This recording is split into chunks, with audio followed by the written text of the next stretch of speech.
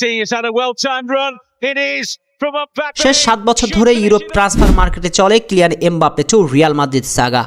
প্রতিবারই গুঞ্জন ফরাসি রাজপুত্র পিএসজি ছেড়ে মাদ্রিদে যোগ দিবেন, কিন্তু শেষ পর্যন্ত সেটা স্বপ্নই রয়ে যায়।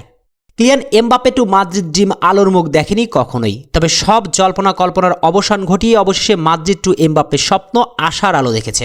শনিবার রাতে 15তম চ্যাম্পিয়ন্স লিগ ঘরে তুলেছে রিয়াল মাদ্রিদ। ট্রফি জয়ের আনন্দের মধ্যেই ফের সুখবর রিয়াল মাদ্রিদ সমর্থকদের জন্য।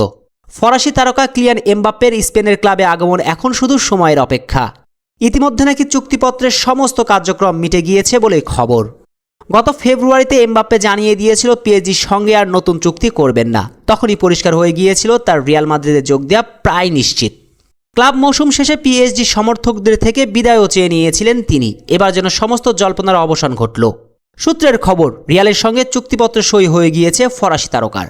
সবকিছু ঠিকঠাক থাকলে আগামী সপ্তাহে এমবাপ্পেকে রিয়ালের প্লেয়ার হিসেবে ঘোষণা করা হবে।